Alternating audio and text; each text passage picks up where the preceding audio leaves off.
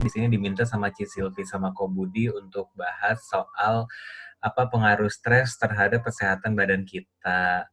Nah, jadi saya akan share presentasi aja ya biar kita enak contohinnya. Loh, sebentar.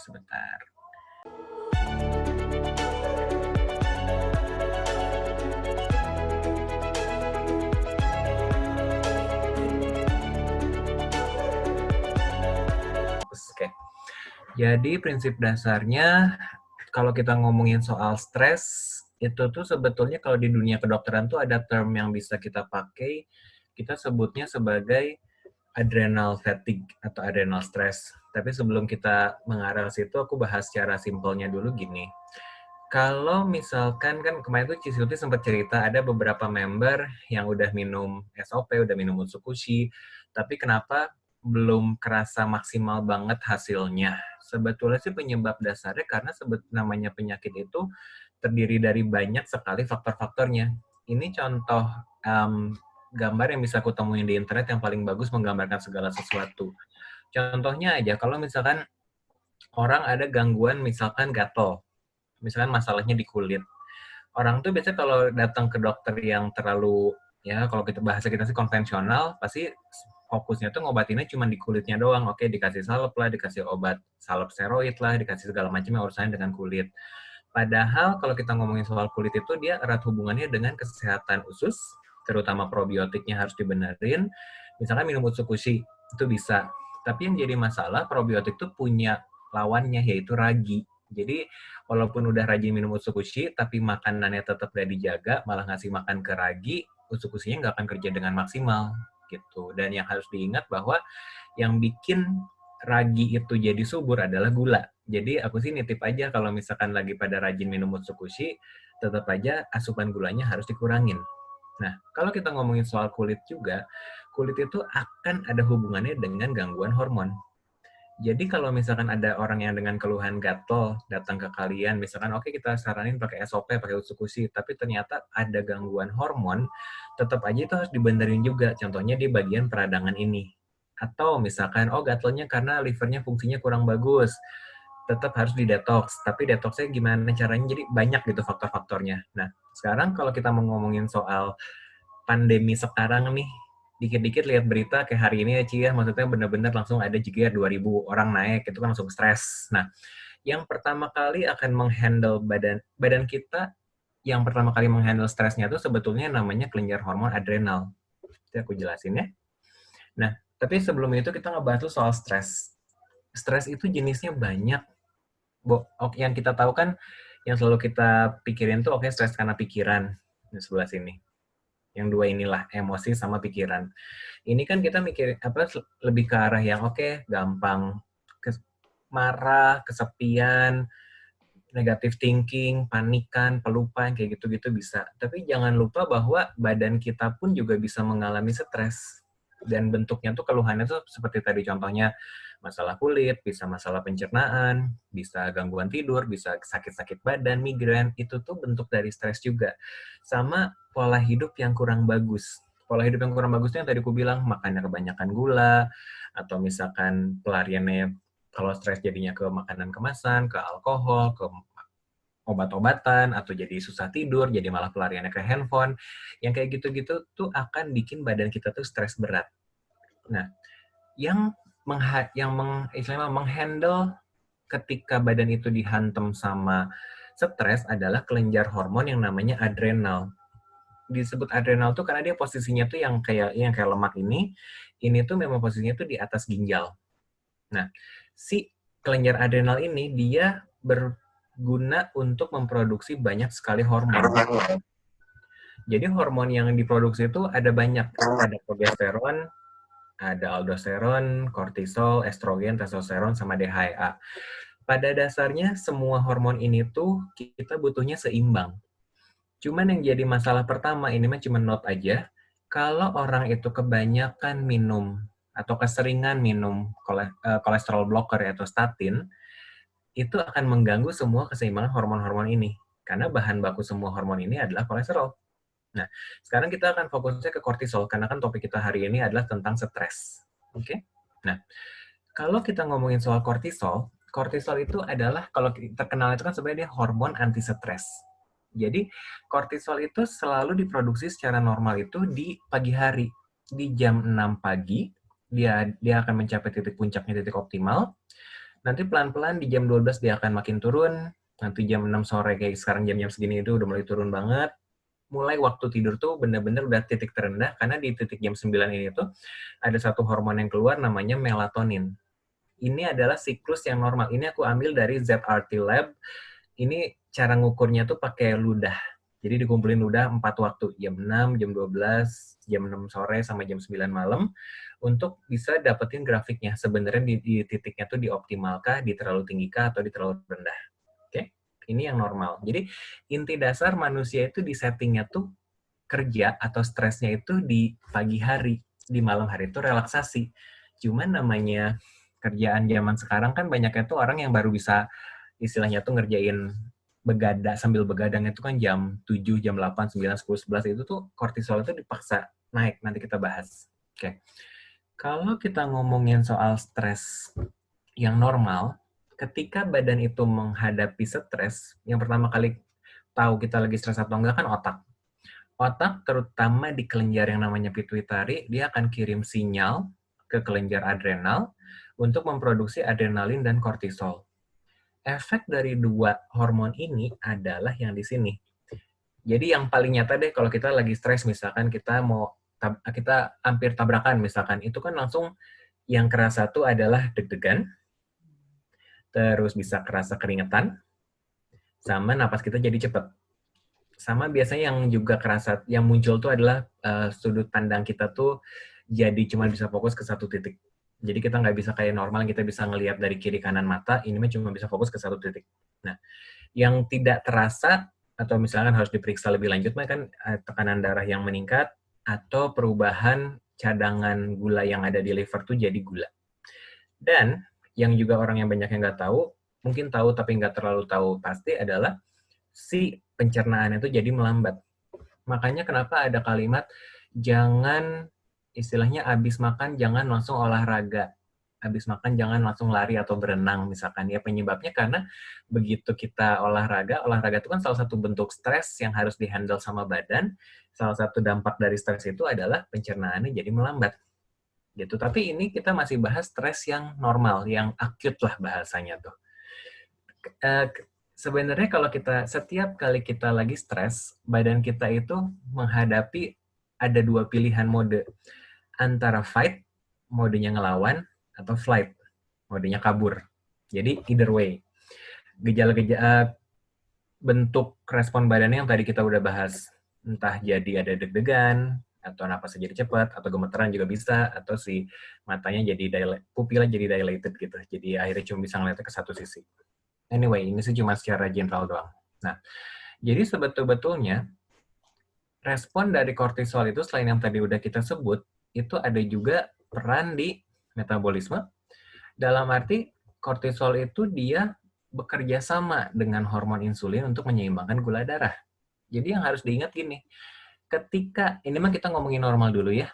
Kalau misalkan ada makanan masuk yang mengandung gula, let's say nasi atau kue, dia begitu masuk ke dalam badan akan naikin gula darah.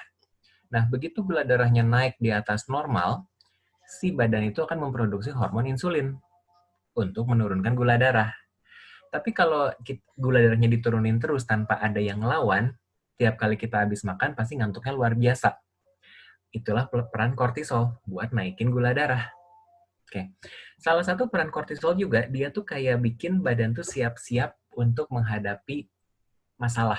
Contoh deh, kalau misalkan ada momennya, misalkan ada balon mau meletus atau kita mau dipukul orang, itu kan kerasa ya si badan tuh kayak udah siap-siap mau menerima impact-nya itu. Nah, itu tuh kortisol. Jadi kortisol tuh kayak menggerakkan si sel-sel tubuhnya, kayak sel darah putih, inflamatori kayak sitokin, itu udah siap-siap di depan mata, di depan istilahnya siap-siap di seluruh badan. Oke, ini bagian mana nih yang bakal kehantem, ini sama gue bakal istilahnya mah paramediknya udah cepetan datang.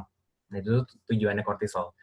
Tapi dengan syarat normal. Dalam arti stresnya tuh yang akut kalau kita bahasanya. oh ya, jangan lupa definisi, kadang-kadang orang tuh suka salah. Definisi akut itu adalah yang saat ini ya. Jadi yang ya 3 bulan terakhir deh, kalau kronis baru yang udah lama. Which is nanti itu kan kita bahas lebih lanjut. Nah, kalau kita ngomongin stresnya yang akut, misalkan tiba-tiba ketusuk paku, ketusuk kayu, atau ada duri nusuk.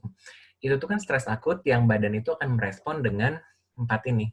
Badan tuh akan ngirim rasa nyeri ke otak, badan tuh akan istilahnya sel-sel badan yang buat nyembuhinnya tuh akan ngumpul ke tempat di mana ada tusukan dari si paku ini supaya bisa diperbaiki dengan segera.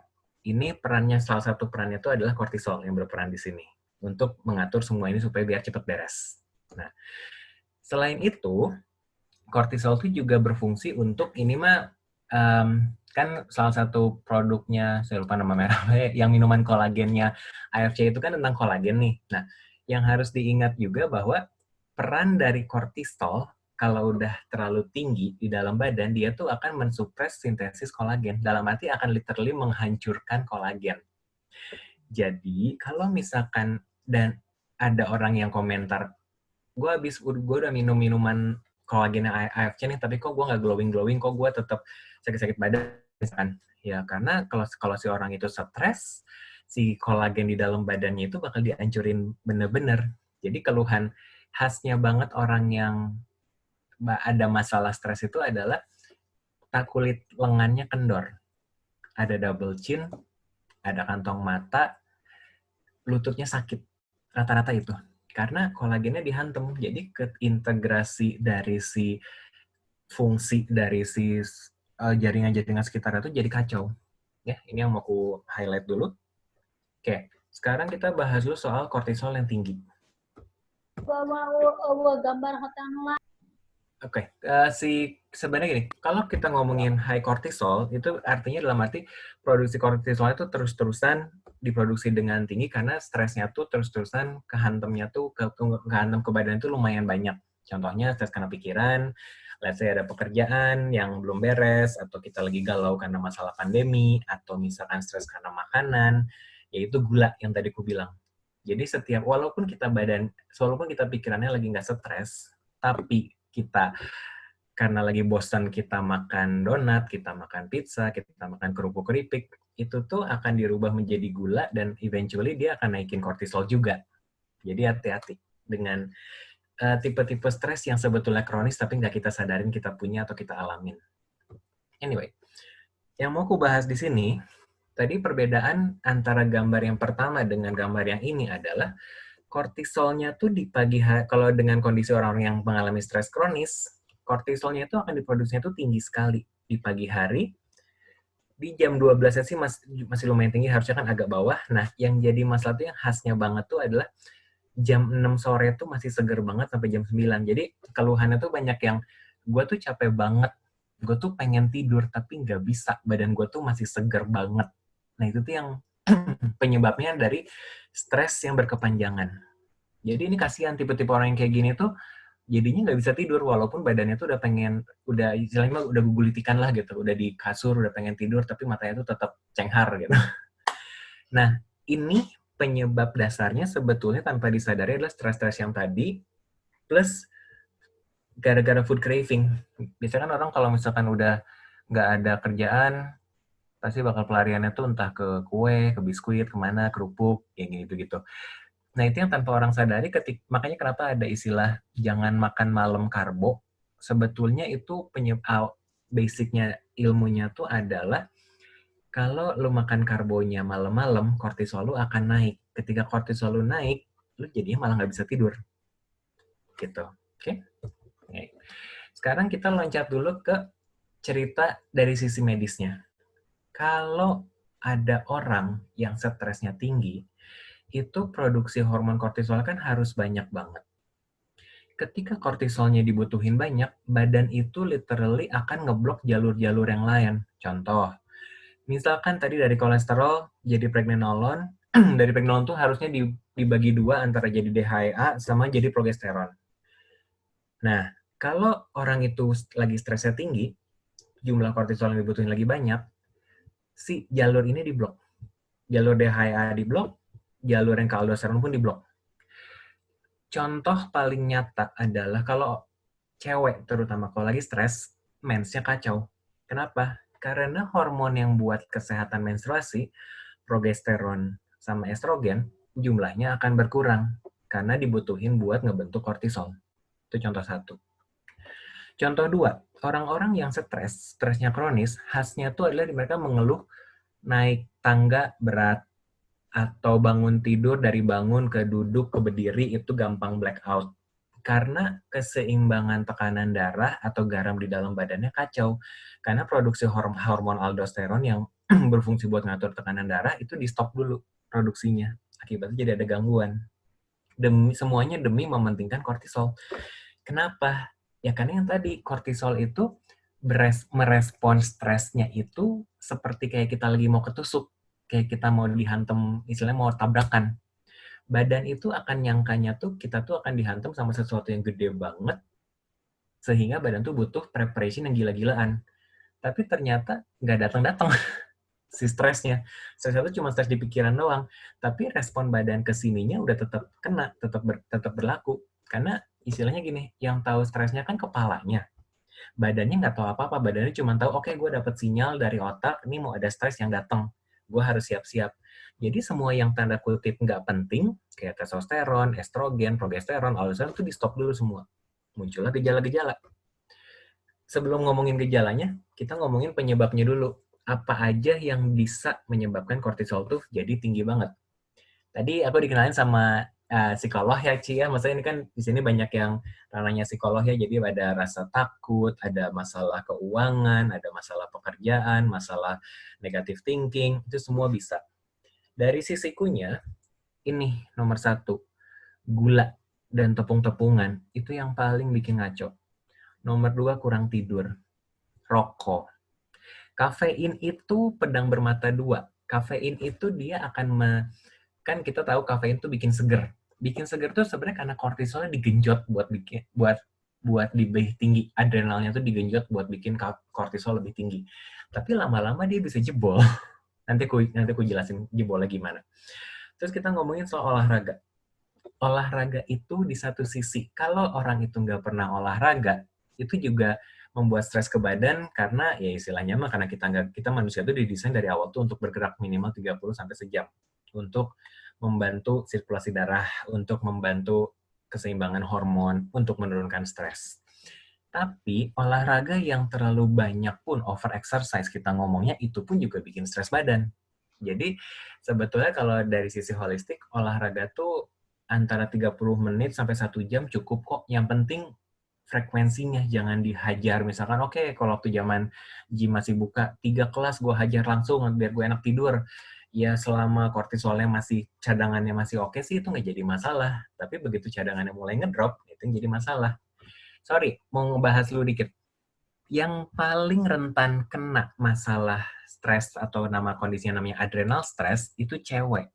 Karena cewek itu dulunya kalau sebelum menopause itu punya 2 pabrik yang buat bisa menghasilkan progesteron. Dari rahim sama dari adrenal. Begitu udah menopause, 1 pabrik tutup. Yang tersisa tinggal adrenal. Yang jadi masalah, cewek itu, seorang ibu, seorang istri, itu kerjaannya mikirin segala sesuatu yang ada di rumah. Mikirin anak, mikirin suami, mikirin semuanya, itu semua dipikirin sama sang ibu, sang istri. Makanya kenapa kalau bahasa-bahasa nanti kalian cari di internet, yang paling sering kena adrenal stress itu cewek. Gitu. Okay? Nah, efek dari kortisol yang terlalu banyak di dalam badan, yang paling kerasa banget sama lawan jenis adalah ini. Hostility. Dalam arti jadi lebih galak, jadi lebih gampang marah, lebih sensitif, lebih pundungan. Ya karena begitu kortisolnya terlalu tinggi, anggaplah kayak gini deh, kalau misalkan kalian pernah ada yang di momen, pernah ada balon meledak di dekat kalian.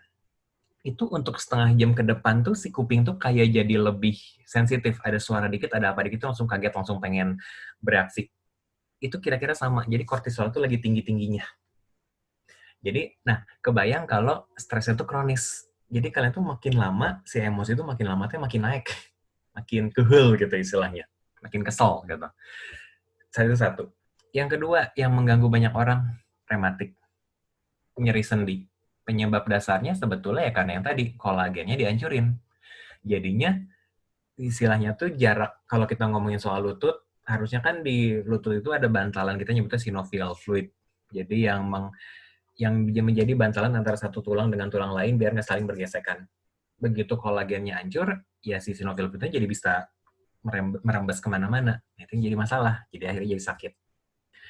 Nomor 3, decrease metabolism. Dalam arti orang tuh kalau stres tuh malah jadi gampang gendut biasanya. Kenapa? Ya karena gini, logika deh. Kalau kan kita tadi bilang stresnya badan tuh kan, cara badan menghandle stres itu kan luar biasa heboh ya. Sekarang badan itu menghandle stres yang kita ngomongin stres karena telat dibayar atau stres karena belum bayar pajak, itu sama kayak dengan kita lagi dikejar sama harimau. Jadi kalau misalkan dikejar sama harimau, boro-boro pengen istilahnya mah ngebakar lemak. Istilahnya mah kita harus punya tenaga sebanyak-banyaknya supaya kita bisa kabur dari itu harimau. Jadi istilahnya metabolisme yang nggak penting-penting amat itu di stop.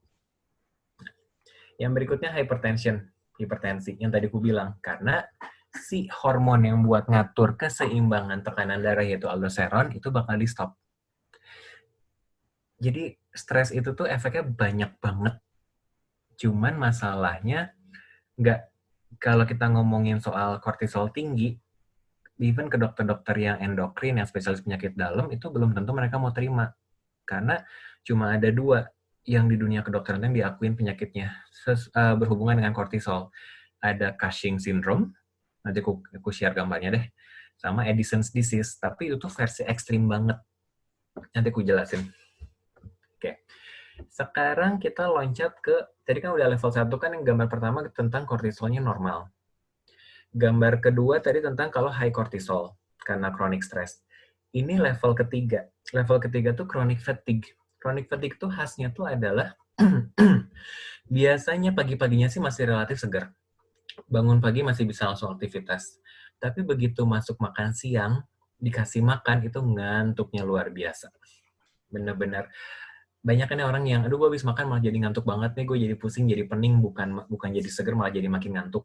Ya sebetulnya karena produksi reserve kortisolnya udah nggak terlalu bagus.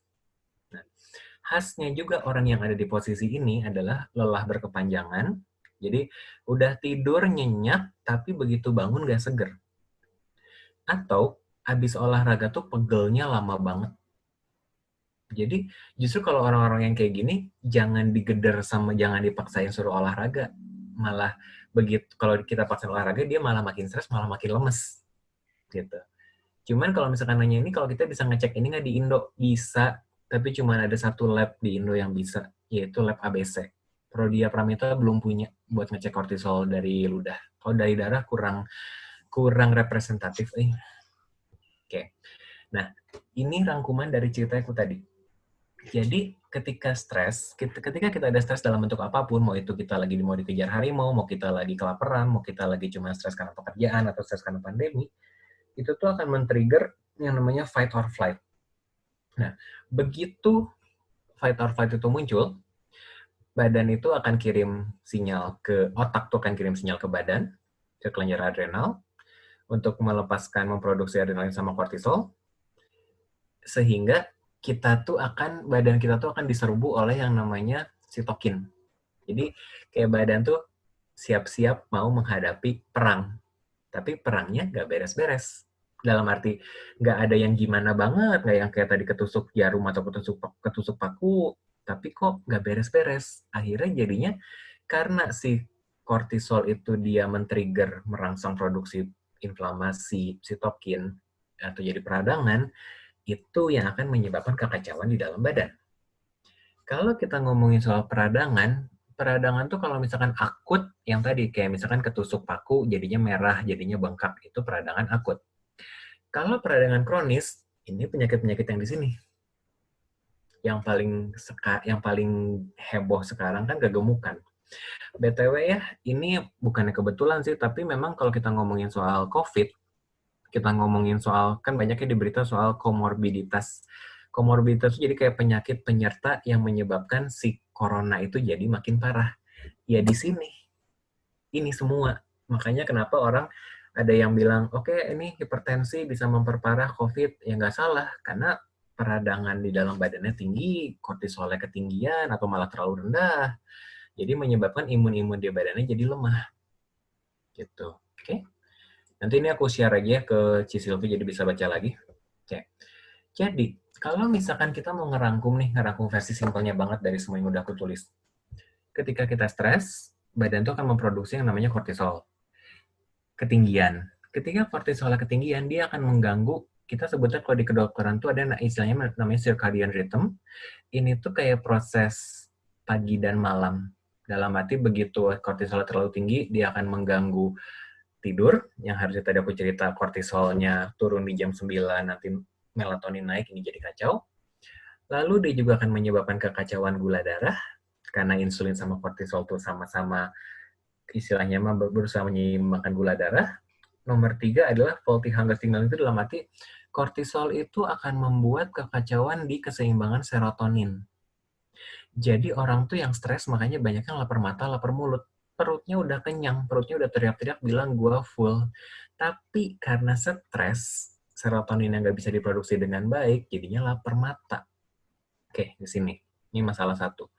Masalah 2. Tadi yang peradangan yang udah aku bilang, si peradangan ini akan membuat, kan sebetulnya otak itu tuh punya kayak benteng, supaya nggak semua zat itu bisa langsung masuk. Cuman yang jadi masalah, begitu peradangannya terlalu banyak di dalam badan, mereka tuh bisa bikin nembus kekacauan ke blood-brain barrier.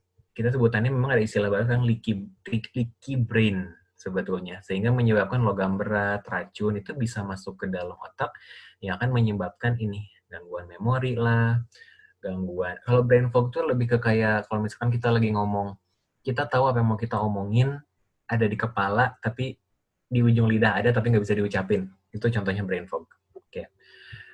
Pindah ke sini.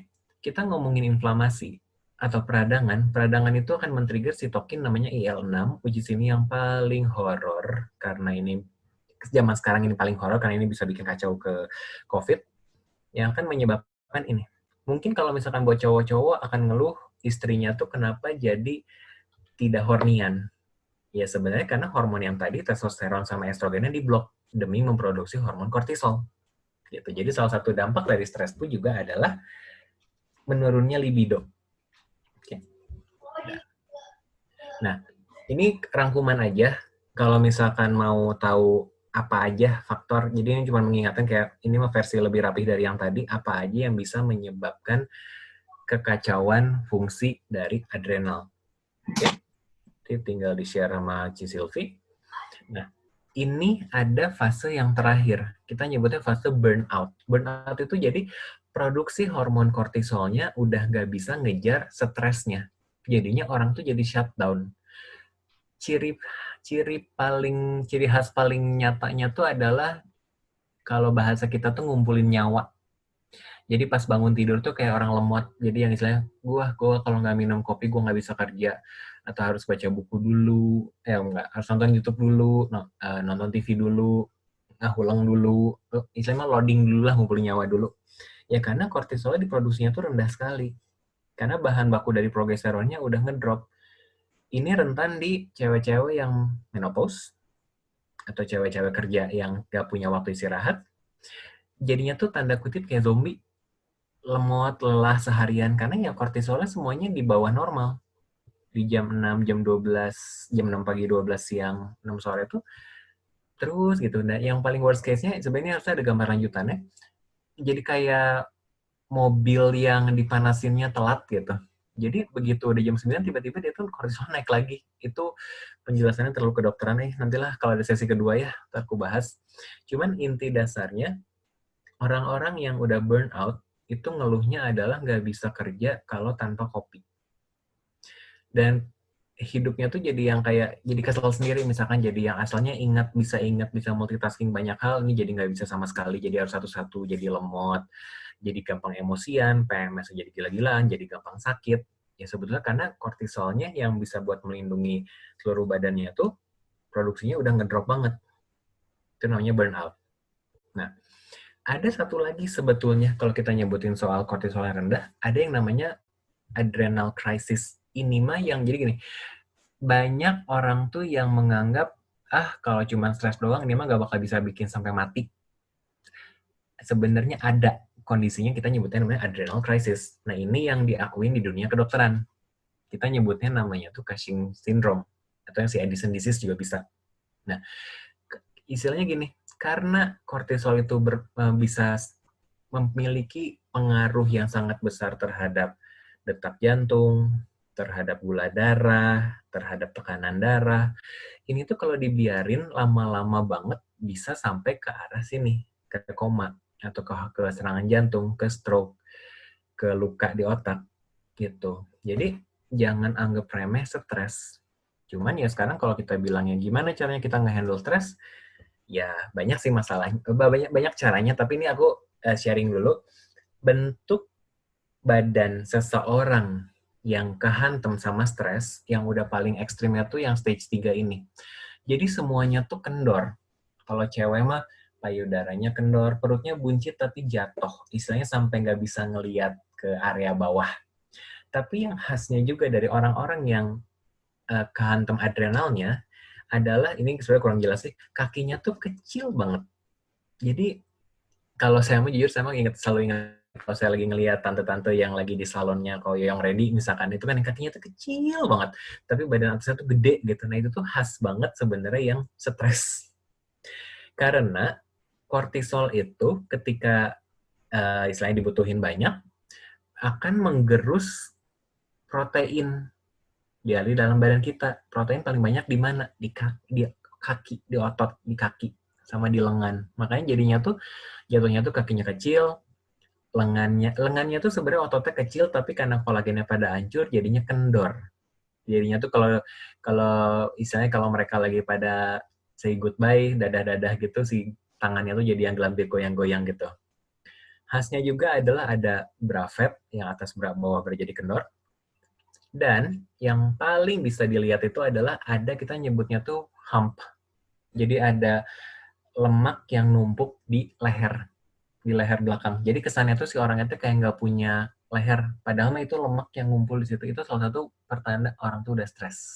Jadi kalau misalkan nanti kalian ketemu klien yang bentuk badannya kayak begini, ya boleh dibilang harus dibenerin stresnya dulu, baru efek dari produk SOP Utsukushi segala macam bisa kerasa. Oke?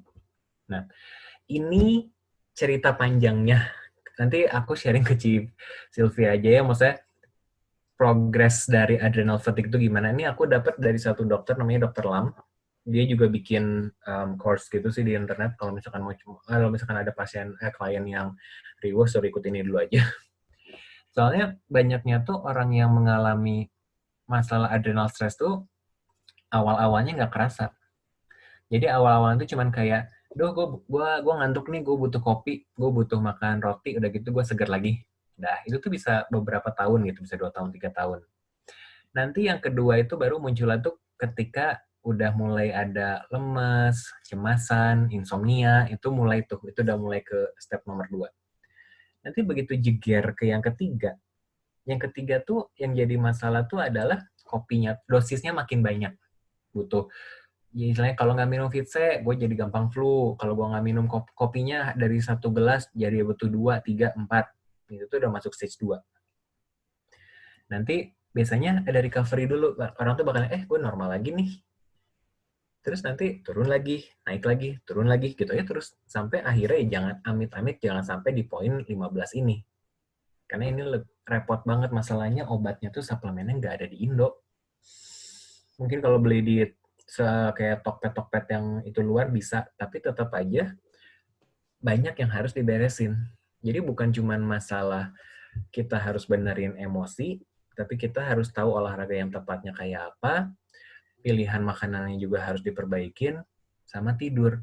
Ini tuh yang paling entah kenapa orang zaman sekarang itu susah banget kalau disuruh tidur di bawah jam 10 malam. Alasannya banyak, drama Korea lah, kebablasan main IG lah, ngurusin anak juga bisa.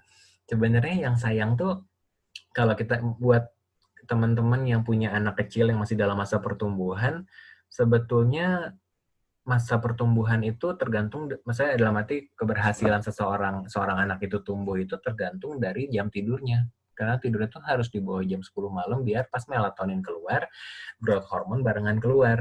Jadi bisa tinggi. Anyway, jadi agak ngelantur dikit. Kalau kita ngomongin bahwa oke nih stress manajemennya harus dibenerin. Aku sih sebagai dokter akan minta poin satunya adalah makanan dulu. Harus tahu makanan apa yang bikin stres, makanan apa yang bikin relax. Jadi, kalau kita ngomongin pemilihan makanan, yang paling cocok buat diet, buat adrenal stress adalah diet keto sebetul-betulnya. Tapi diet keto pun kita nggak bisa mentah-mentah ngikutin dari buku ya, soalnya kalau kita lihat di sini kan piramida paling bawah tuh kan good fat. Good fat di sini kita sebut, yang kita tahu kan yang ada ready di kita tuh ada alpukat, ada minyak kelapa.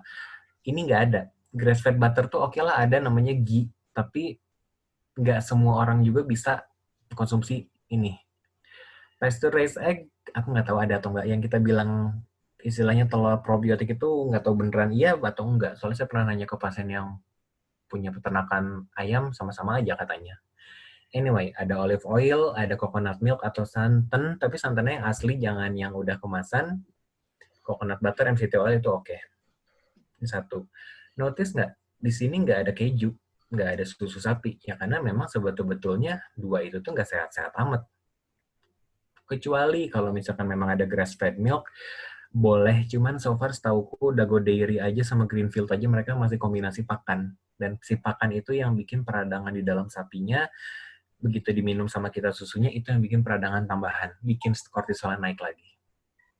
Pilihan kedua adalah sayur tapi yang non-starchy. Definisi non-starchy itu adalah bukan yang karbonya tinggi, supaya kortisolnya nggak ke-trigger naik terlalu tinggi. Jadi sayur-sayuran yang daun hijau itu lebih bagus. Kalau kita ngomongin low glycemic fruit, itu adalah buah-buahan yang seratnya tinggi, gulanya rendah. Contoh paling simpel, berry, lemon, sama lime. Sama alpukat, sama kelapa udah masuk di bawah. Nah, sisanya tuh sebetulnya jatuhnya adalah hiburan. Hiburan dalam arti, ya kalau bisa jangan sering-sering banget deh kalau ada klien yang punya masalah kortisol. Nah, yang juga harus kuingatkan kalau bisa jangan di jus.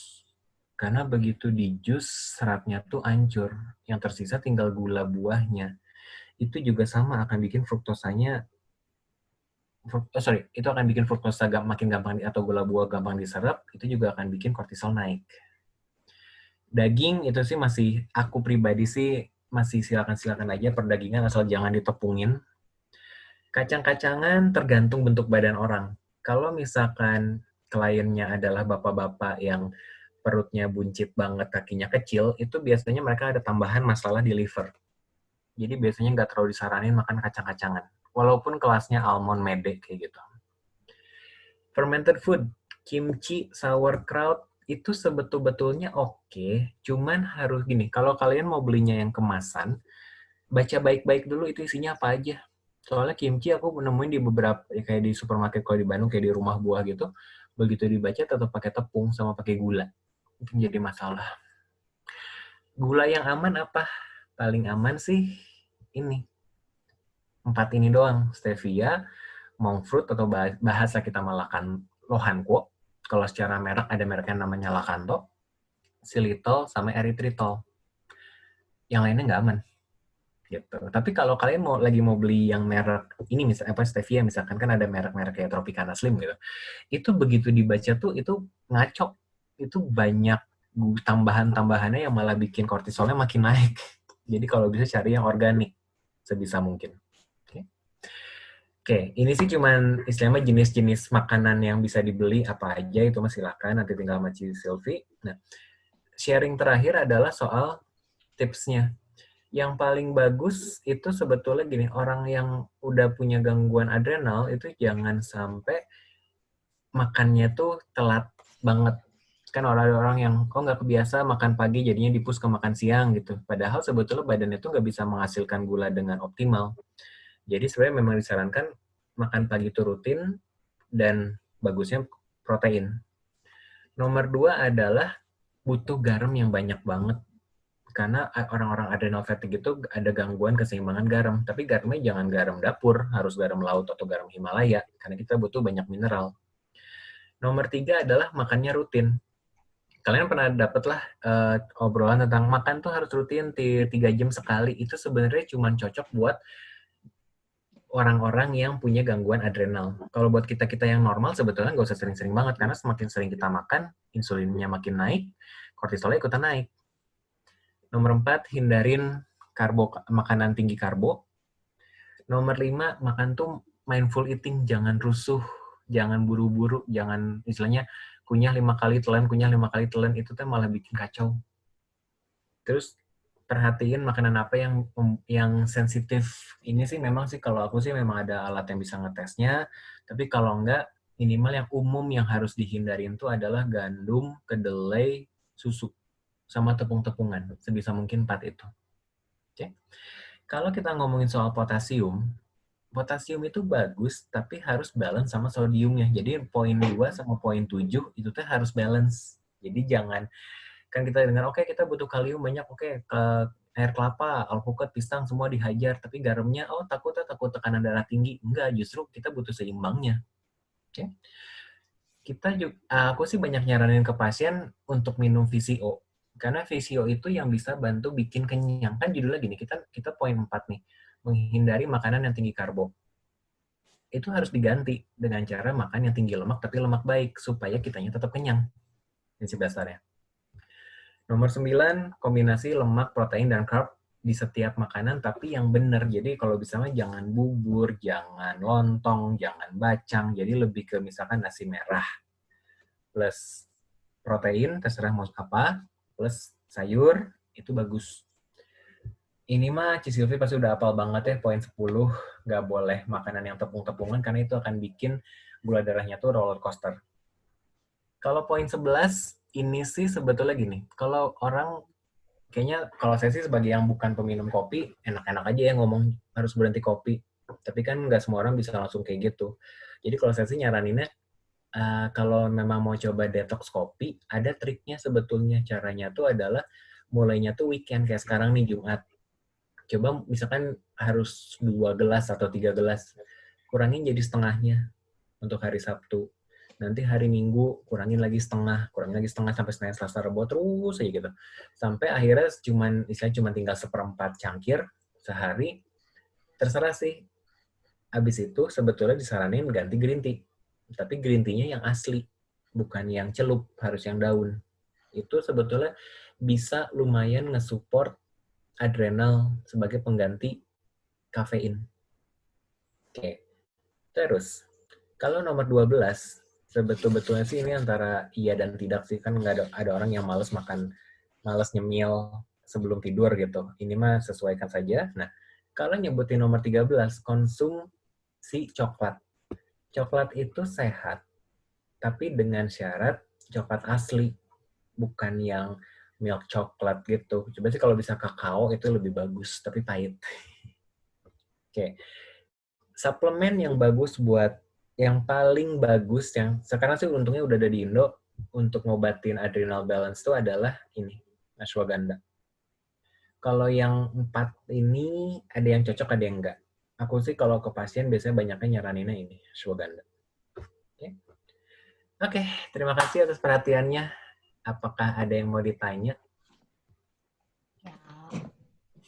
Kalau ada yang mau tanya boleh langsung di-unmute ya, atau kalau mau chat. Di chat juga boleh sih. Ya. Mana sih ini?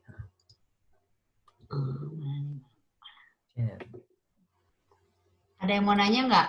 Atau pusing? Pusing ya kayaknya, soalnya kalau kita ngomongin stresnya medical itunya terlalu medis jatuhnya tuh. Tapi ya harus tahu sih. Ada Dokter Trevino juga. Halo dok. Mana nih si Dokter Trevino? Udah ngomong halo, dia belum di-mute, belum di-unmute. Ya dok, ada mau nambahin nggak dok? Stres. Tadi sih udah banyak banget, udah komplit. Thank you dok. Ini nggak ada yang mau nanya ini teh? Oh, Kak, Mungkin kalau dokter oat, Luna.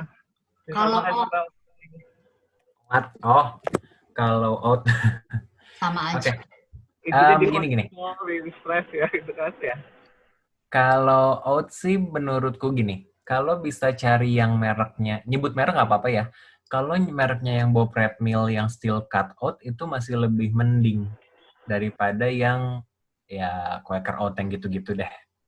Karena kalau Quaker Oat itu dia diprosesnya barengan sama gandum, jadi partikelnya pasti masih ada yang lolos masuk dan badan kita tuh super pinter buat mendeteksi itu. Kalau edik kopi hitam pahit tiap pagi gimana? Itu tetap mengganggu kah? Oke. Yang tadi aku bilang sih, kalau misalkan selama kortisolnya masih bisa bertengger di tempat yang seharusnya sih ya nggak apa-apa. Cuman kalau misalkan udah mulai ada yang tadi chronic Nah, fatigue, ya? jalan lah dia. Saya mute dulu ya, ini Oh, suaranya ya. bocor. Oke.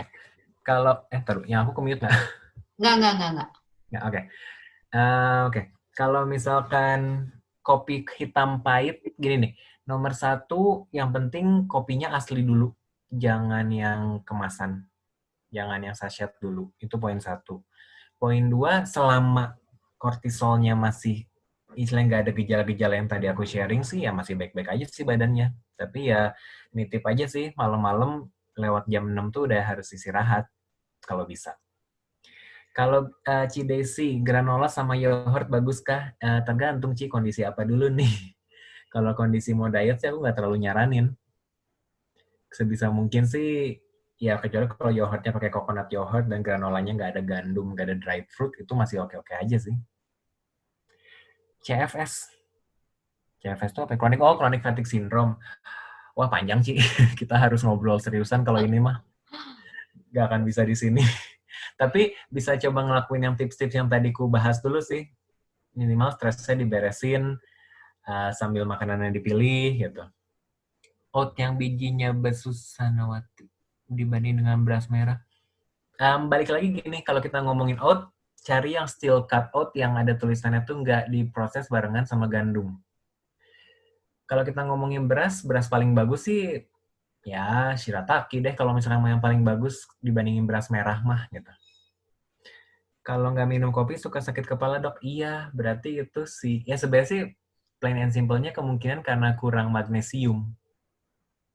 Jadi kalau soalnya masalahnya kopi itu nge-flush magnesium keluar dari badan, dan begitu magnesium itu berkurang, orang itu akan lebih cenderung gampang ada masalah di pembuluh darah, terutama migrain sama vertigo. Jadi kalau untuk Ko Anton, kalau aku saranin coba minum suplemen magnesium deh. Oke, roll out, namanya steel cut out yang paling bagus tuh. Jadi tetap harus baca itu diprosesnya barengan sama gandum atau enggak, Ci. Tapi personally kalau saya sih ngasih tahu ke pasien tuh jangan gandum sama sekali sih. Jangan oat, sorry. Gitu. Ada yang mau tanya lagi kah? Ada lagi suplemen magnesium. Bukan. Ada tunggal kok magnesium asli. Kalau saya ngomongin kan cuma B1, B6, B12 ya. Ini mah magnesium sitrat, oxide, glisinat. Banyak kok di Tokped juga. Gitu. Ada yang mau nanya lagi kah? Nggak nanya soal stres juga nggak apa-apa sih. Santai dah. Si Sylvie-nya hilang.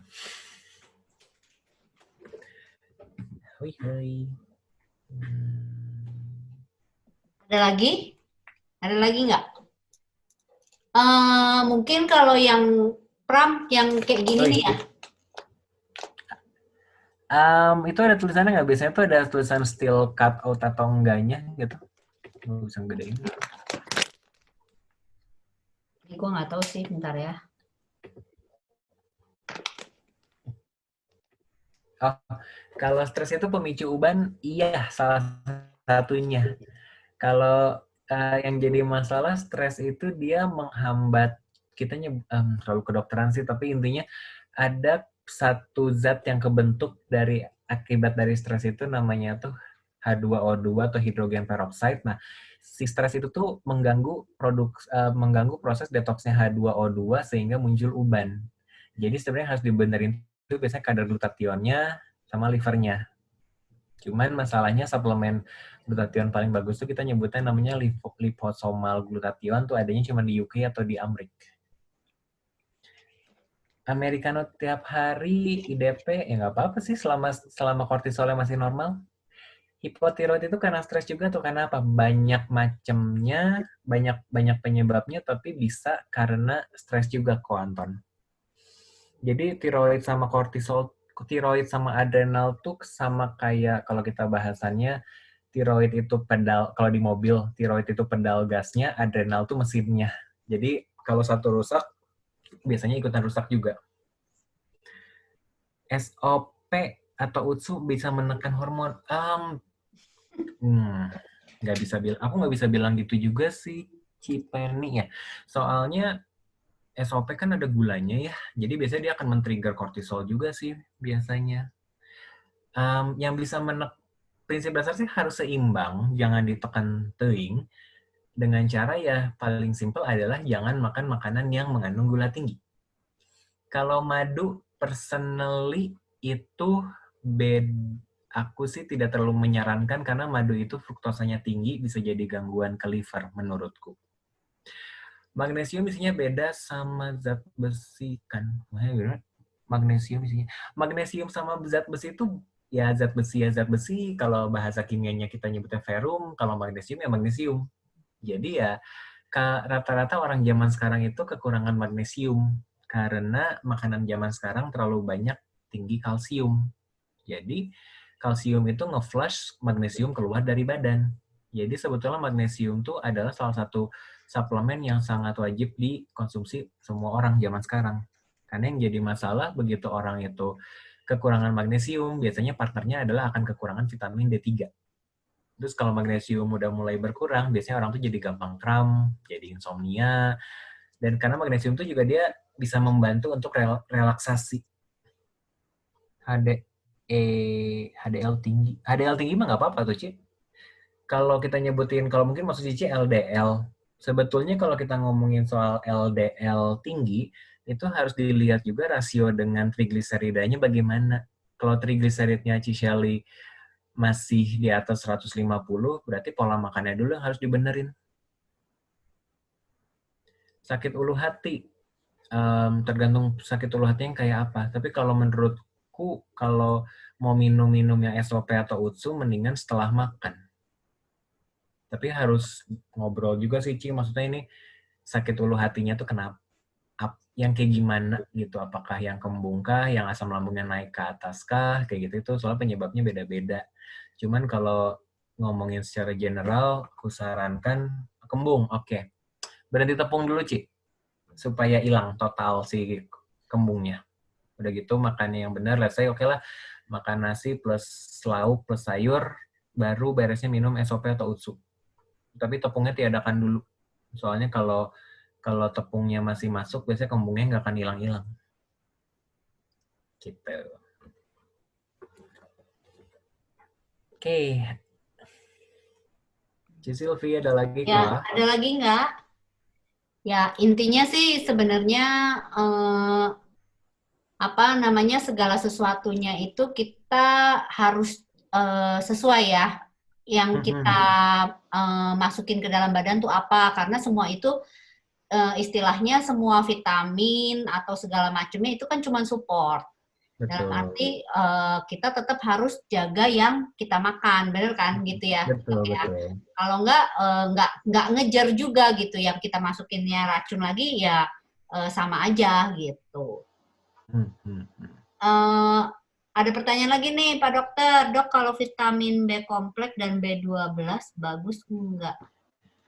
Ya B kompleks udah ada B12-nya sih, dan ini tujuannya mau untuk apakah? Maksudnya kalau misalkan kita judulnya mau ada pasien atau klien dengan keluhan sakit-sakit badan atau linu gitu, kita kasih vitamin B kompleks misalkan, ya bagus. Cuman penyebab dasarnya harus dibenerin dulu tetap gitu. Jadi kalau misalkan kita cuman kayak, oke, gue sakit ini, minum obat ini pasti cesplong, itu mah jatuhnya jadi kayak tambal sulam.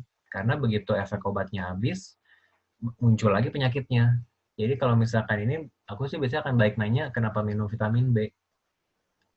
Yang mau dikejar apa nih? Biasanya kalau misalkan oke buat kesehatan syaraf, harus tahu dulu yang bisa bikin peradangan di syaraf tuh apa. Contoh paling simpel sih gula sama tepung gitu. Jadi ya aku akan jawab semua juga bagus, cuma pertanyaannya mau ngejar apa sama lambung sama ususnya bisa nyerap atau enggak. Nah, masalah bisa nyerap atau enggaknya kan balik lagi ke makanan apa yang kita kasih ke badan supaya fungsinya bisa seimbang. Gitu AFC 100 plus Jakarta. Jadi, ya, mungkin yang harus diiniin di sini tuh gini loh.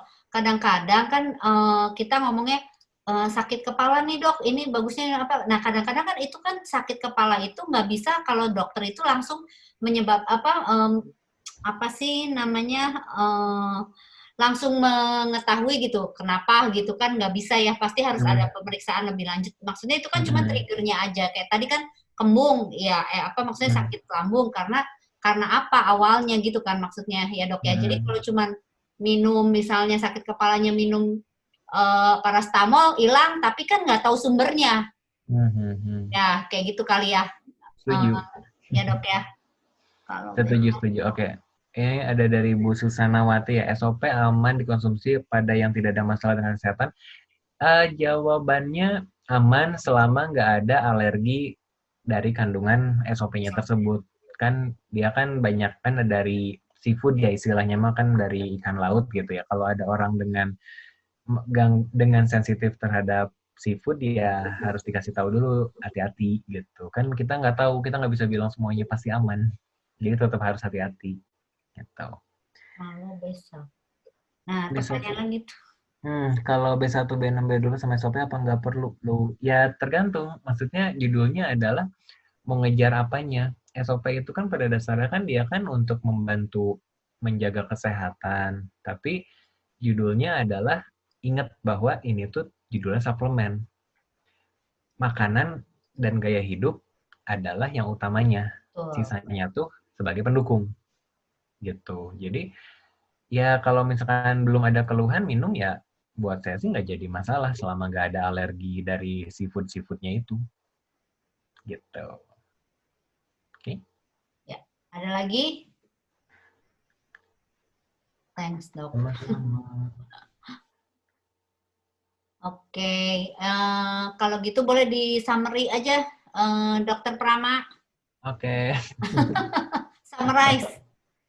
Summarize. Oke, jadi prinsip dasarnya kalau kita melihat penyakit buat diri kita sendiri dulu aja ya sebelum kita ngomongin buat klien. Kalau kita mau menjaga kesehatan badan kita, ingat bahwa badan kita itu terdiri dari banyak sistem yang tidak bisa dipisahkan satu sama lainnya. Ketika ada masalah di satu sisi, itu akan menyebabkan kekacauan di sisi yang lain juga suatu saat nanti. Nah, yang paling kita anggap remeh itu kan adalah stres. Sedangkan seperti yang tadi udah kita bahas, bahwa stres itu ternyata banyak sekali pengaruhnya terhadap organ-organ tubuh, bahkan bisa sampai penyakit-penyakit yang menyebabkan kematian. Nah, jadi supaya dan namanya stres itu bisa kalau kita nggak handle bisa makin lama tuh akan makin naik levelnya. Jadi untuk supaya badan kita itu bisa terbebas dari efek, kan namanya kalau kita bilang kita harus bebas stres hidupnya, nggak mungkin. Namanya hidup pasti ada stres. Tapi kita harus menjaga supaya stresnya itu jangan jadi kronis. Karena begitu stresnya kronis, maka akan timbul peradangan di dalam badan yang tinggi yang akan menyebabkan kekacauan kesehatan organ tubuh.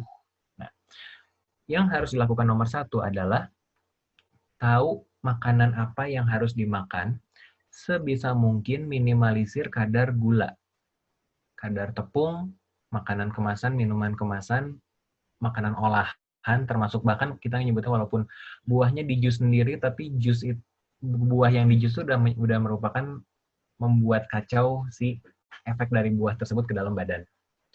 Nomor 2, kalau kita ngomongin olahraga, rule nomor 1 adalah cari olahraga yang tidak membuat badan kita stres itu.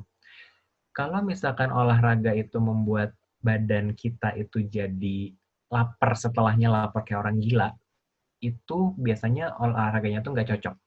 Jadi cari olahraga yang nggak bikin lapar, nggak bikin pegel-pegel amat, tapi bisa kita lakuin rutin. Karena efek baik dari olahraga tuh sebetulnya setelah 14 jam setelah olahraga itu baru tuh efeknya tuh mulai keluar yang istilahnya mah bermanfaat buat badan. Tapi yang jadi masalah biasanya bisa di shutdown, bisa dihantam dengan pola makan yang jelek, akhirnya efeknya tuh jadi tidak maksimal. Nomor 3 adalah tidur. Tidur itu sebetulnya adalah kewajiban karena pada saat tidur itu badan itu istilahnya tuh dapat waktu untuk repair, untuk reparasi, untuk perbaikan semua sel-sel tubuh dengan bantuan melatonin dan growth hormone. Yang harus diingat sekarang, tadi lupa kebahas, melatonin itu di orang dari umur 30 tahun ke atas, itu tuh produksinya udah mulai menurun. Makanya kenapa kalau di luar negeri sekarang mulai disuggest untuk minum suplemen melatonin. Dosisnya bisa sampai 10 mg malahan. Untuk membantu, dan udah ada penelitiannya itu bisa membantu mencegah COVID menjadi lebih buruk. Atau sebagai pencegahan COVID juga bisa. Oke. Nomor 4 adalah si stresnya sendiri. Sebenarnya kan yang bisa membuat stres itu hilang atau stres itu jadi istilahnya mah muter-muter di dalam badan kita tuh kan kita sendiri. Jadi kalau aku sih pernah diajarin sama salah satu seniorku di UI, jangan stres itu tergantung kitanya dalam arti gini, kalau kita hidup dalam penyesalan, berarti kita hidupnya di masa lalu.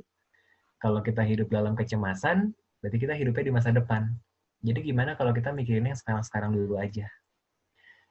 Kita jaga makan, kita jaga imun, kita jaga diri, dengan cara kita lakuin yang terbaik, yang terbaik yang bisa kita lakuin saat ini, gitu. Kalau misalkan memang mau dibantu pakai SOP, pakai usus gusi, pakai minuman kolagen, silahkan.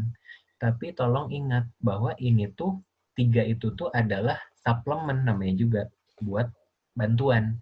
Utamanya yang tadi ku sebutin. Oke? Gitu, Ci, kira-kira. Ya. Kalau banyak utang gimana, Cena? Ini Stefan Lee nanya. Banyak utang apa nih? Banyak utang, Cena kudu bayar utang, tagihan. Gimana? Minta Ci Silvi Bung Harda. Gelo. Padahal ini si Stefan Lee ini loh, ini si dulu apa namanya? Jual makanan sehat dia. Healthy choice. Oh, healthy choice. Baik. Sama penjual daging dia. Apa gue gak denger, udah apa, tau-tau manggil gue. Sok atuh kok, Cena rek naon. Apa? Lu 100 lusin luar biasa, Cici. Luar biasa. Kok, Apa? nya eta, kumaha carana kan ini udah bos aja coba. Ini juragan daging, Pram dia jualan daging tahu. Oh iya, mau dong. Dulu jual sehat, sekarang jual yang sangat tidak sehat. Daging mah oke Daging lah. sehat kok. Gitu ya. Dari Tinggal koro ya. gimana ngolahnya aja. Gue tadi nggak denger, gue lagi pergi dulu tadi. Kenapa? Alek. Daging mah sehat. Ada yang ini enggak dagingnya dari yang sapi? Ada yang organik sama grass fed, silakan. Oh, ada, mantap. Mau Ada dok, ada. Serius loh? Sekarang udah ada. Serius. Harga. Dulu cuma grass fed doang, sekarang ada grass fed sama organik. Kalau organik udah pasti grass fed, kalau grass fed belum tentu organik. True. Itu apa lemak? Enggak kok, daging itu nggak akan bikin lo gendut. Yang bikin lo gendut tuh gula sama tepung. Setuju. Jadi bukan masalah lemak di dagingnya kita makan jadi bikin kita gendut atau kolesterol, enggak. Itu mah udah banyak penelitian yang mematahkan pemikiran itu kok. Iya sih betul. Hormon dan lain-lainnya dok yang bikin jelek ya. Nomor 1 gula sama tepung sih, itu dulu lah. Bukan hormon di dagingnya maksudnya. Kalau si sapinya too much hormon sama antibiotik itu yang jelek kan? True, tapi maksudnya gini, dengan kondisi sekarang orang kan nggak bisa semuanya beli yang totally organik gitu kan. Dengan kita makan yang ada di pasar pun juga orang masih tetap bisa lebih sehat asal bisa meniadakan si gula dan tepung itu sih. Itu ada yang itu AFC 100 komen daging ditepungin, ya itu yang jadi masalah. Yes, bener. Si Silvi itu mah. Lain. Enggak, maksudnya kan at least kan makan sapi masih lebih aman daripada lu yang kalau nggak bisa yang sapi organik ya udah sapi biasa, tapi kan at least itu lebih safe daripada lu makan terigu itu kan intinya gitu. Betul. Yes. Ya, pilih yang Lebih baik. terbaik lah di antara yang jelek. Betul itu. Jadi makanya kalau kan soalnya kan jujur-jujuran ya kalau sapi grass fed atau organik kan pasti harganya lumayan kan. Lanjut. Makanya kaya nih langsung si Stefan Lee nih. Gelo. Emang lebih mahal ya, untungnya sama aja, Vi. Sok atuh tes heula ka urang. Ka urang aja lah, ka urang kayak kurang dagangkeun. Oh iya, by Dok, the way. bener. Buka PO. Oh iya, boleh kan gue punya catering nih, gue punya catering diet kan, jadi kan bisa aja tuh. Betul. Gue sering ke Bandung sekarang. Dokter Prama ini punya catering diet yang di Bandung, jadi kalau mau ala diet sehatnya dia bisa ya, nanti bisa ke Dokter Prama. Nah, untuk dagingnya mungkin dari Bapak Stefan Lee, ini juga Juragan Daging ya, mau buka resto ya di Bandung, kapan Pak? Mungkin secepatnya Oktober lah. Apa ya? Ini resto apa nih? Nanti aja lah. Ada min shopnya juga kok nanti. Sip, mantap. Nah, ya. Diundang Dok, tenang aja. Oke, siap. Kan ini ada pertanyaan dulu nih, apa ubi ungu sehat kan sama kentang nggak bisa bilang gitu juga sih, maksudnya gini, tetap aja badan itu kan ngerubah semua tuh jadi gula. Dan tetap aja gula itu akan naikin gula darah, naikin insulin, naikin kortisol. Jadi ya hati-hati. Tepung lebih bahaya terigu apa aci sama aja. Turunannya saudara itu. Sama-sama. Emang sih tapioka dari ubi atau dari singkong, tapi dasar wakilnya sama-sama aja. Suami saya tiap hari sarapan roti atau mie, kalau ganti roti gandum gimana? Ya roti masalahnya roti putih sama mie juga dari terigu dari gandum. Jadi ya makan roti gandum juga sama aja. Reni nggak boleh makan mie tuh, si Budi juga alergi terigu tuh. Tahu lah si Prama, begitu cheating makan mie, oke bye-bye. Langsung. Beli mie-nya ke Stefan Lee lagi. Bu Eli, bisa kirim ke Bandung kok. Untuk cateringnya mah bisa. Ntar aku tulis deh. Si Instagramnya namanya realdiet.bdg. Nama cateringnya. Gitu. Emang di Bandung kok, Bu Eli? Pada larang, aduh. Bisa. Ada yang area ya? Itu kok, area KBP kok. Oh iya. Banyak. Besok kasih rumput aja. Itu kasihan banget. Padahal aku mah makannya enak loh kok. Hari ini makan sate kulit, aku makan otak, makan rendang. Sama sayur. Kita buka resto di Bandung. Ya, nih.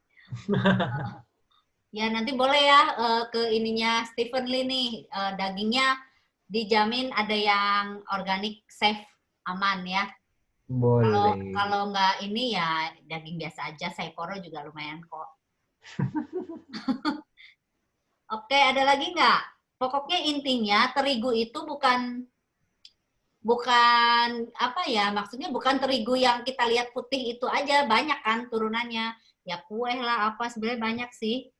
Mie itu juga terigu gitu kan, tapioka banyak sih gitu. Jadi ya lebih baik saudaraannya tuh banyak dan emang agak susah sih ya, tapi mending lah ya, maksudnya daripada diet yang by the way saya mau share juga nih. Jadi harus diet karbo katanya. Oh iya, kalau bihun bahan dasarnya apa? Beras. Sama aja sih, intinya sama aja. Bihun, kue tiaw itu saudaraan. Satu keluarga itu mah cuma dari beras semua. VCO sesendok makan nggak apa-apa. Saya sih 2 sendok, nggak tahu Pram gimana Pram? Kalau belum biasa 1 sendok teh dulu aja. Kalau nanti udah biasa boleh sampai 1-2 sendok makan juga boleh kok. Awak perdana mah 1 sendok teh dulu aja. Bisa kaget.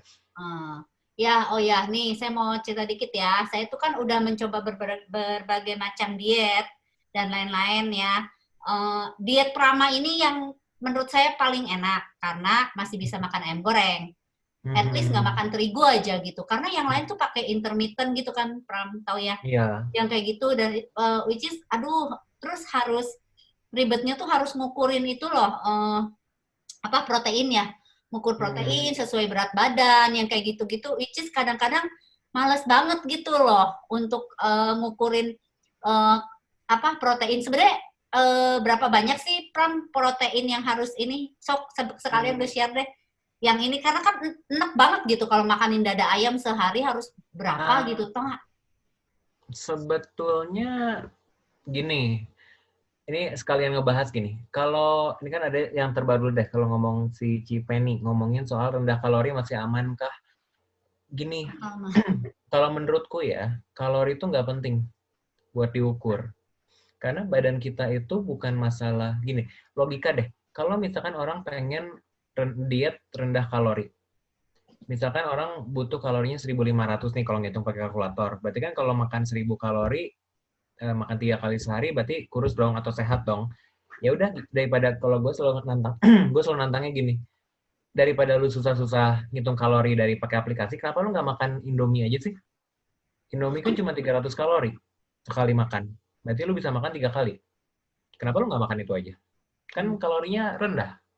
Orang pasti akan ngedebat, ya nggak bisa dong dok, itu kan gula, tepung, pengawet, segala macam. Nah itu maksud gue. Maksud gue adalah, jangan terjebak cuman karena kalorinya rendah. Bukan berarti itu aman. Badan itu sangat-sangat nggak terlalu peduli sama kalori. Yang badan tuh peduli itu, ini gula bukan, ini protein bukan, ini lemak bukan, ini serat bukan, itunya dulu. Jadi kalau misalnya kita ngomongin, ini kental manis rendah kalori kok, ya rendah kalori tapi kan tinggi gula. Brown sugar, kalau misalnya kita ngomong brown sugar rendah kalori, nasi putih juga rendah kalori kok. Jadi jangan dibiasin gitu. Jangan dibikin Excuse. jangan kejebak dengan teori dagang. Orang bilang, gue nggak makan nasi, makannya bihun. Ya bihun juga dari beras, nasi juga dari beras, apa bedanya? Gue nggak makan roti putih, gue makan roti gandum. Roti putih dari gandum. Terus bedanya apa? Orang bilang misalkan gluten free sehat. Orang gini, yang paling lucu, orang bilang gluten free sehat, tapi bilang gandum sehat. Terus sama gue dihantam gini, emang lu pikir gluten tuh ada di mana? Gak ada yang bisa jawab. Gluten tuh ada di gandum, gluten itu full ada di gandum. Jadi kalau lu masih bilang roti gandum sehat, tapi bilang gluten free sehat, itu tuh bertentangan banget. Jadi pilih salah satu mau yang mana. Tapi kalau nanya ke aku akan bilang, satu, kalori nggak penting. Dua, gula itu mau apapun bahasanya tetap aja gula. Tetap akan bikin ngaco ke badan, kecuali yang tadi aku bilang kayak stevia, erythritol, sama xylitol itu masih lebih mending. Kalau kita ngomongin oil, menurutku yang akan paling aman itu adalah coconut oil. Karena dia, coconut bukan VCO ya, coconut oil yang buat masak.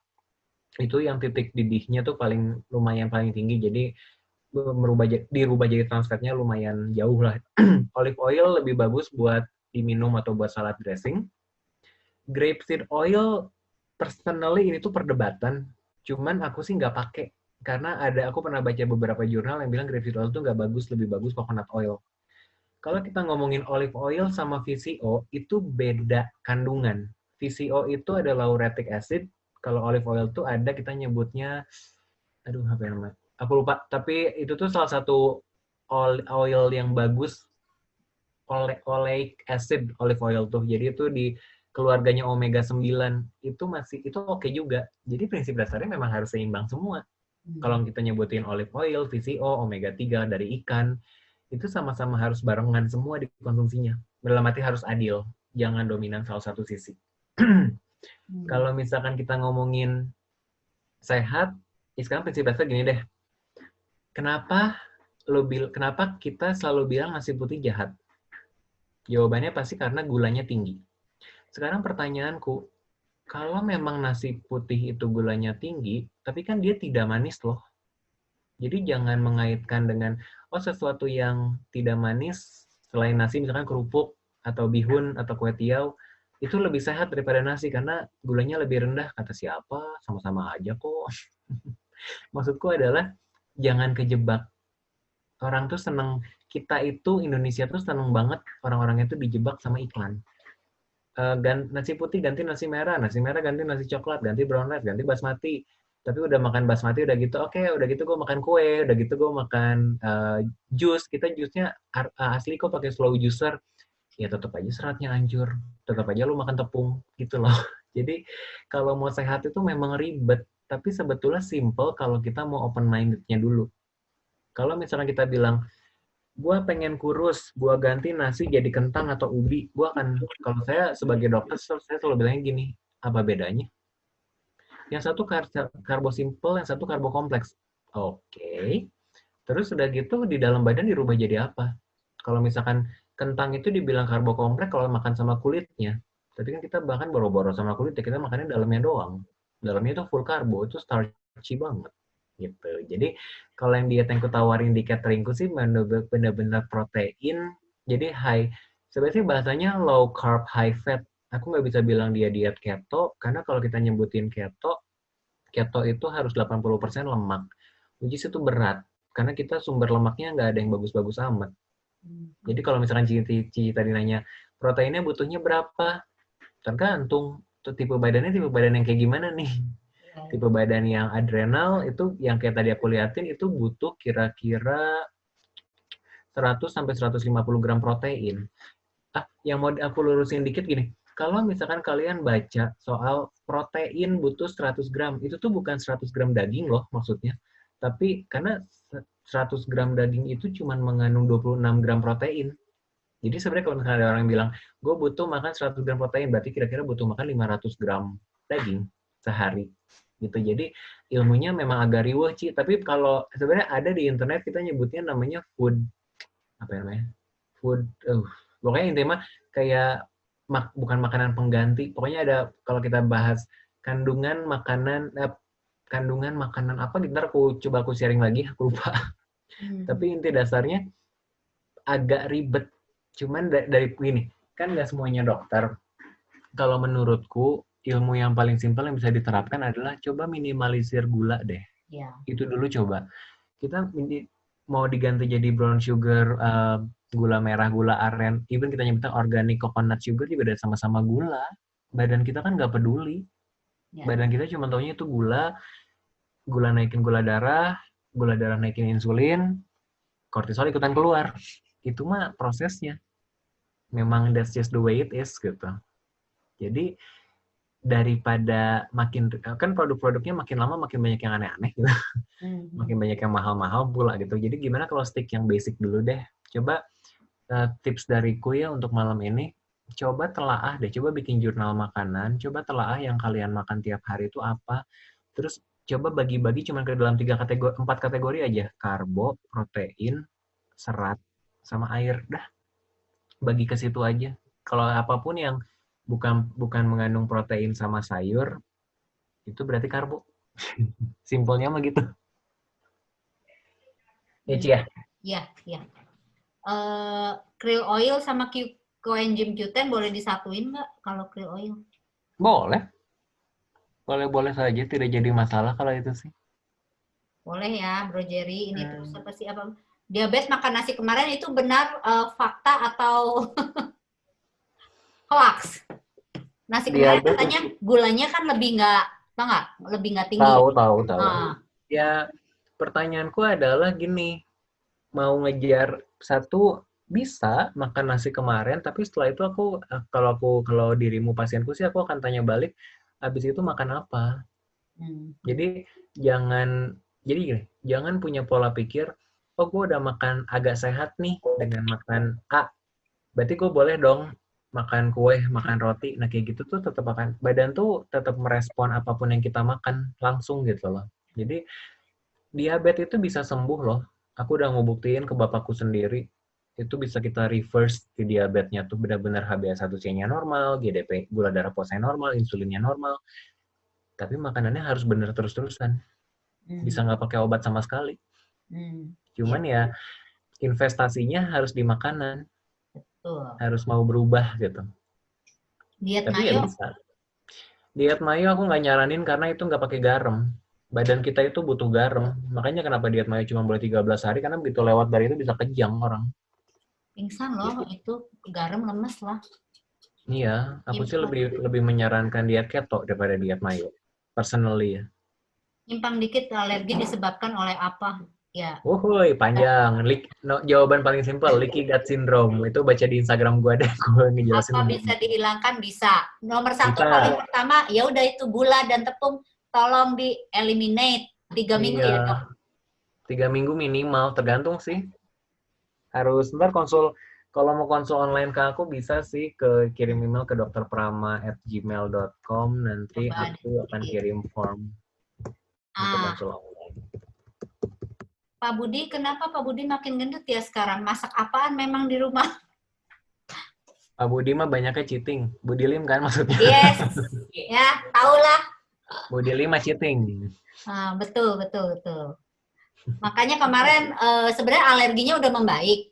Nah, begitu dia makan terigu lagi, ya oke, welcome ya. Jadi memang benar-benar sih. Jadi gini, kalau saya sendiri nih sama suami nih udah benar-benar nih nggak terigu, nggak gula ya 3 minggu. Bener ya Pram ya 3 minggu ya. Nah, habis itu ada cheatingnya seminggu sekali. Nah, begitu cheatingnya itu terus-terusan.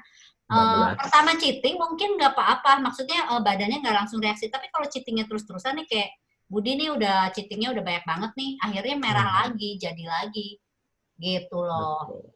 Itu ya, karena badan itu prinsip dasarnya tergantung apa yang kita kasih. Kalau kita kasihnya bensin, kitanya lagi pada peradangan ya makin heboh. Kalau kita kasih yang buat mademin ya berarti bakal lebih jinak, lebih sehat gitu aja sih sistemnya. Cheating bareng Jerry ya betul, makanya ya itulah makan terigu terus ya. Ya, prinsip dasar sih ketika orang mau cheating sih kalau gini, kalau ada pasien nanya ke aku gitu ya, dok maaf ya gue mau cheating, gue akan bilang ya terserah badan lu, sakitnya sakit di lu, gatal-gatal di lu, kenapa minta maaf ke gue? Iya betul. Karena ini boleh dicoba pokoknya prinsipnya nih malam ini ya, mau apapun itu cobain deh eliminate dari gula yang tadi ya, karbo dikurangin ya, karbo ya Pram ya. Iya. Sama tadi terigu sih gitu, terigu itu dulu aja, tapi benar-benar itu kalau ngurangin gula badan bisa lemes, badan dingin, jadi mesti gimana? Ya makanya gini loh, kalau misalkan kalian mau aku juga bukan ngurangin tapi meniadakan, karena badan itu sebetul-betulnya punya sumber daya lain di lemak, contohnya yang paling banyak, misalkan kalau dalam kondisi gendut ya gitu. Definisi lemes itu sebetulnya karena si otaknya tuh craving sama gula, padahal badannya tuh bisa hidup tanpa gula, cuman memang fase adaptasinya butuh sekitaran seminggu.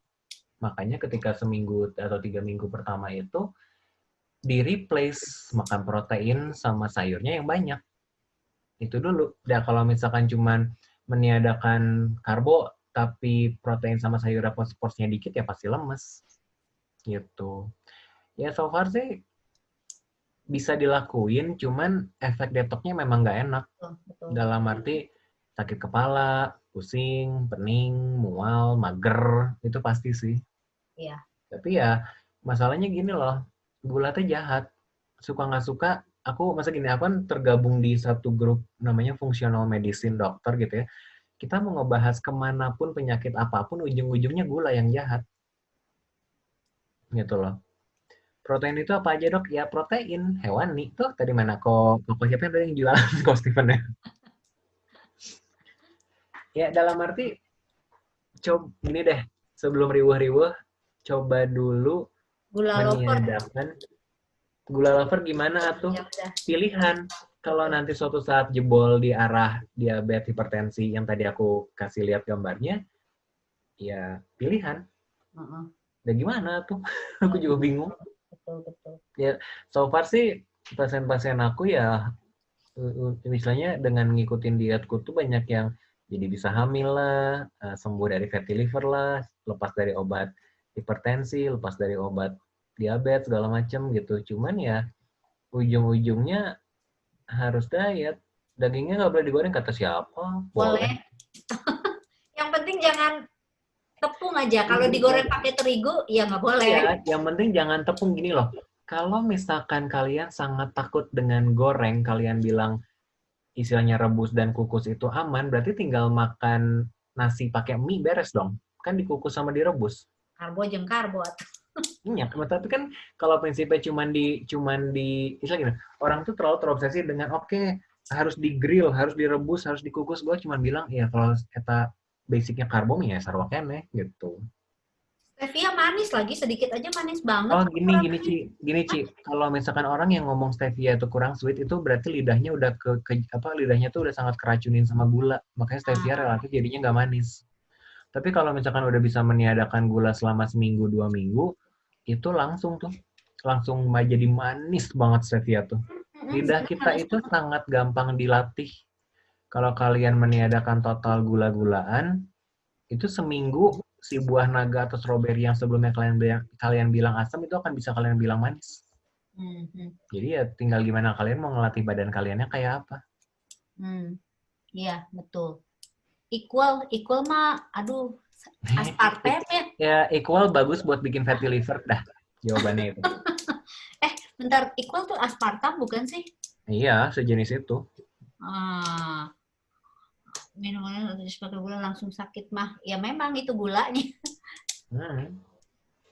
Minum yang manis. Pokoknya intinya ya eliminate gula dalam bentuk apapun, mau judulnya honey, madu, biar jangan terus apalagi pokoknya ya stevia atau apa itu bener-bener kalau mau detoxnya ala Dokter Prama eliminate semua sih. Boleh dulu gitu. Jadi itu prinsipnya terigu juga ya ditiadain dulu gitu. Nah, jus juga sama. Kalau buah cuman boleh alpukat sama kelapa sih. Saya sendiri sama lemon lah sama berries itu masih oke lah. Ya, saya sendiri tuh waktu itu juga sempat ya adalah craving banget emang awal-awal, tapi udah detox kedua kali, ketiga kali udah lebih oke. Salah kaprah ya kenapa dijual ya kepentingan bisnis. Dagang. Ya. Semua juga dagang. Kalau jus sayur ya sama aja. Tadi kalau bisa jangan di jus. Kalau kita bisa tuh butuhnya tuh serat utuhnya sebetul-betulnya. Jadi sebisa mungkin makannya sih lebih ke asli. Tapi kalau ada beberapa orang yang gue nggak bisa, gue males makan sayur, gue maunya di jus. Aku akan bilang silahkan, tapi jangan pakai buah apapun. Ya. Jadi sayur tok. Betul. Ya. Oke, ini kenapa lagi Stefani? Oke, kayaknya udah nggak ada pertanyaan lagi ya. Ini udah kelamaan, Dokter Prama. Nanti mungkin bisa kalau yang tadi itu kalau mau bisa langsung ke emailnya. Kalau mau personal ya, misalnya buah dan sayur boleh satuin. Pram, satu lagi Pram. Buah boleh dan sayur. Satuin apa nih? Kalau satuin makan silahkan, satuin jus nggak boleh.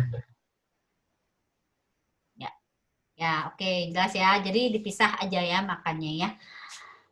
Oke, paling segitu dulu ya. Nanti kalau yang mau lebih jelas untuk tahu misalnya saya alergi apa dan lain-lain itu bisa nanti ke Dokter Prama langsung. Nah, biasanya pakai wortel, tomat, manisan, seledri dan timun nggak bisa sih. Ya, tetap nggak bisa ya Pram ya. Sylvie udah jadi jubir saya, kok jadi silahkan tanya. Ya, tidak bisa sama aja. Jadi nanti ya inilah begitulah ya Pram ya. Ada yang mau tanya apa cepetan Jerry? Ini Dokter Prama ini belum dandan dia, makanya nggak mau dinyalain. Ya gue cuma pakai kaos doang, nggak enak. Ada senior di sini. Enggak lah. Malu sama Dokter Trevino tuh, pasti Dokter Trevino rapi deh. SOP bisa nggak untuk orang sakit lutut mengapa? Oke. Jawabanku adalah kalau untuk yang sakit lutut bisa aja, cuman tadi kan sakit lutut tuh kemungkinan besar karena kolagennya pada hancur gara-gara dia kebanyakan gula sama tepung. Jadi tetap harus diingatkan kepada si kliennya untuk jaga makan juga. Untuk yang sakit kebal atau baal itu juga bisa dari si gula-gula sama tepung lagi, makanya gejala diabetes itu kan salah satunya adalah kebas di daerah tangan atau kaki, bisa hilang juga. Tapi makanan yang harus dijaga. Jadi maksudnya kita jangan jual janji surga lah istilahnya. Sampai jadi overclaiming lah gitu. Itu malah jadi jelek buat produknya juga. Padahal sejujur-jujurnya si AFC ini produknya bagus-bagus, cuman kadang-kadang ketika orang overclaiming, Ya.